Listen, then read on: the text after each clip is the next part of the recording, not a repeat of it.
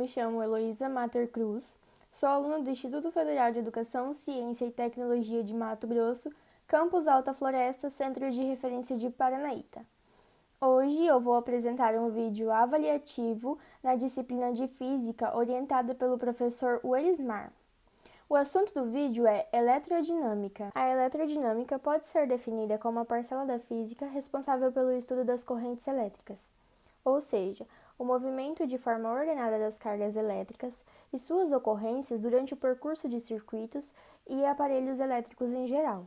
Para abordar esse assunto, nós podemos dividi-lo em dois tópicos principais, sendo eles correntes elétricas e resistores e associação de resistores e medidas elétricas. Vamos falar inicialmente sobre correntes elétricas e resistores.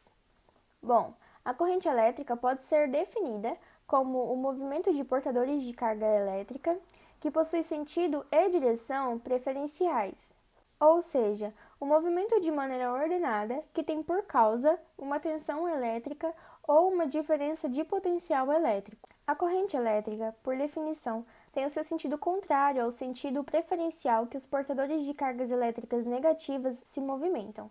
Em outras palavras, o sentido estabelecido para a corrente elétrica é oposto ao sentido em que as cargas elétricas negativas se movem e se assemelha ao sentido que as cargas elétricas positivas se movimentam. O percurso completo, no qual é possível que uma corrente elétrica seja estabelecida, é denominado circuito elétrico. Nos condutores, em qualquer seção, a corrente elétrica se encontra na mesma intensidade, independente se possui uma transversal variável. Esse fenômeno é denominado continuidade da corrente elétrica. Quando uma corrente elétrica atravessa um corpo, essa energia elétrica é transformada em calor. Esse fenômeno é conhecido como efeito Joule. Ele ocorre pois as colisões que acontecem de forma constante entre os átomos e os elétrons constituintes da estrutura cristalina de um corpo acarretam em um aumento de temperatura, o que faz com que a parte da energia elétrica contida nos portadores de cargas se transforme em calor, se converta em calor. Um exemplo muito comum em nosso cotidiano é o chuveiro elétrico. O chuveiro elétrico dispõe de uma resistência elétrica em seu interior, a qual ele apresenta contato direto com a água. Essa resistência elétrica ela é percorrida por uma corrente elétrica elevada, produzindo calor, e quando entra em contato com a água, ela é aquecida rapidamente.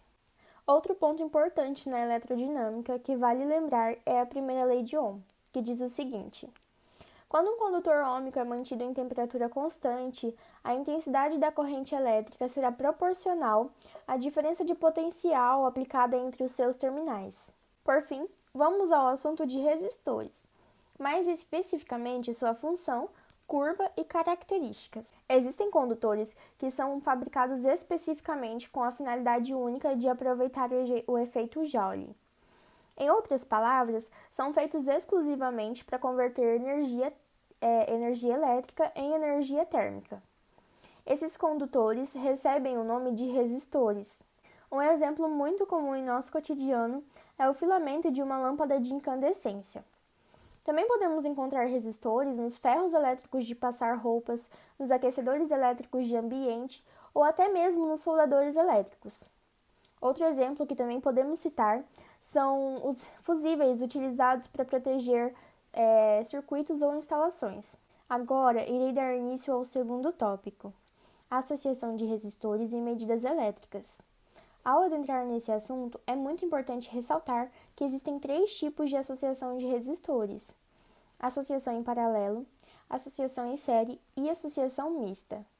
Vamos ver mais especificamente um pouquinho de cada uma delas. A associação em paralelo ocorre quando dois ou mais resistores estão interligados de modo que sejam submetidos a uma diferença de potencial igual. Assim, falamos que esses estão associados em paralelo. Quando os resistores estão interligados de maneira onde formam apenas um trajeto condutor, sem bifurcações, falamos que esses estão associados em série. Dessa maneira, se uma corrente elétrica percorrer sobre eles, ela apresentará a mesma intensidade em todos, fenômeno que foi visto anteriormente denominado continuidade da corrente elétrica. Quando nós podemos identificar em uma só associação a presença de resistores associados em paralelo e a presença de resistores associados em série, nós denominamos essa associação como associação mista. Agora vamos falar um pouco sobre curto-circuito. Em geral, no momento em que dois pontos estão interligados por um fio que possui resistência desprezível, que praticamente anula a diferença de potencial entre eles, falamos que esses estão curto-circuitados ou em curto-circuito. O curto-circuito também ocorre quando em uma casa acontece o contato elétrico entre dois fios da rede elétrica. E é verídico que quando esse acontecimento se concretiza, é como se esses fios estivessem interligados por um fio de resistência desprezível. A seguir, eu irei realizar um experimento, no qual eu vou acender uma luz a partir de batatas. Mas antes eu vou explicar um pouquinho sobre como esse processo acontece. Para esse experimento, são necessários 5 componentes: 3 batatas, parafusos e pregos, fios de cobre, uma lâmpada ou LED e moedas de 5 centavos. Então vamos entender um pouco sobre como esse experimento funciona. Primeiramente, é muito importante a gente entender e deixar bem claro que a batata não gera eletricidade. Porém, ela possui um componente que é muito importante, chamado ácido ascórbico. Esse ácido forma uma reação química juntamente ao zinco e o cobre, os quais irão liberar elétrons, e esses elétrons vão fluir de um material ao outro. Ou seja, a batata irá funcionar basicamente como uma ponte salina, que permite o trânsito dos íons de um material para o outro. E assim, a partir desse processo, a energia é liberada. Bom, esse aqui é o nosso experimento. Aqui nós temos as 3 batatas. Essas são moedas de 5 centavos, todas. As moedas utilizadas são de 5 centavos. Os parafusos, pode ver que eles ficam em uma distância legal. E aqui nós temos uma lâmpadazinha de LED. E esses são os fios de cobre que estão ligando um parafuso a uma moeda. Sempre um parafuso a uma moeda. E agora eu vou engatar o último fiozinho. Vou apagar as luzes para ver melhor o LED acendendo. A hora que eu encosto ele no parafuso, o LED acende. Aqui o LED encostado, certinho. Ó, pode ver que ele tá aceso. Ligado às batatas. Então, podemos dizer que o experimento é verídico. Funciona mesmo. Esse foi o meu trabalho. Muito obrigada pela atenção.